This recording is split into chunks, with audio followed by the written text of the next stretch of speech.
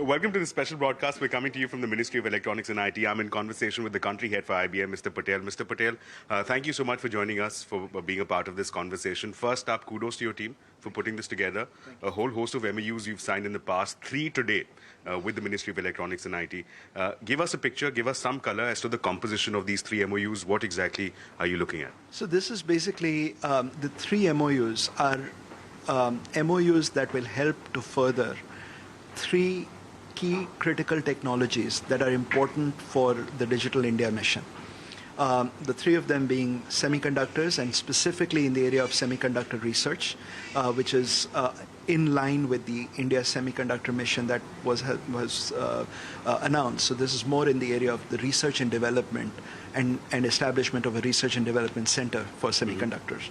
Second is in the area of AI, which I think has been around for a while, but as India is now starting to move forward with India.ai and establishing a platform and a capability to drive AI at scale for the country, for business, and so on and so forth.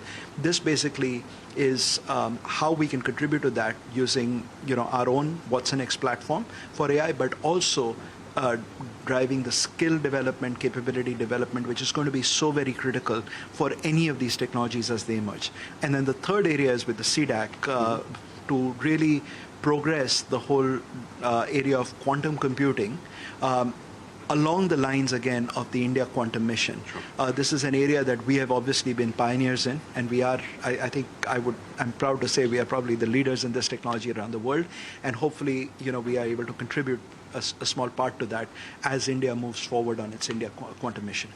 From recent memory, we've seen a whole slew of MoUs that IBM is engaging with the government on to partner with the government on the governance side. I just want to get a sense of how India as a larger market on the business side is looking for you, whether that's a focus area, if you can give some perspective with respect to the investments that you're looking at over the next few quarters, an outlook on India as a market for you. So look, I've always said that I tend to be cautiously bullish about the India market. If you look at any kind of numbers and any kind of macroeconomic indicators, things look positive for India, and the outlook is fairly positive. Now, when you look at it within the area of information technology, I think India has been, a pioneer in driving innovation. Not just the government, but I think businesses in general are adopting technology at scale. And I think with the pandemic, things just sort of started to catapult exponentially. So technology truly becomes a sutradhar in India. And I think that will continue to evolve. And so from that perspective, we clearly have a very vibrant domestic market in India that we serve. And I continue to be very bullish about that. In addition to that, we have always invested in India. We've been a part of what I refer to as the India IT and corporate fabric for a long time. And in doing that, it's not just about being in the market in India domestically. We also have invested in developing our software labs, hardware labs, research labs, a lot of our delivery capabilities. Those are all in India.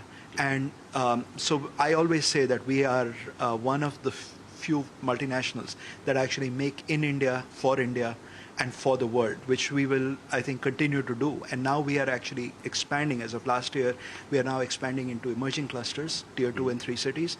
And as we do that, it's not just about setting up a development center or a lab.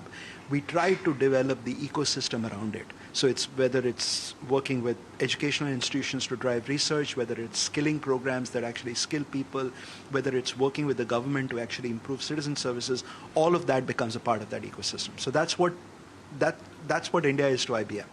Just on a broader level, my one final question to you. Okay. You mentioned cautiously optimistic, cautiously bullish, if I got that right, but that's with respect to the Indian market.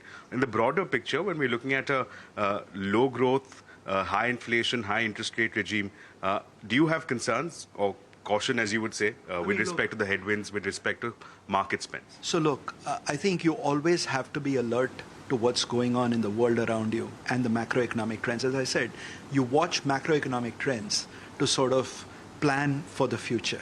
right? So that will always be there. But I also believe, and we've seen this now, we've seen this with the pandemic, we are seeing this now, that tech does tend to be a fairly strong deflationary force in any kind of an inflationary environment, right?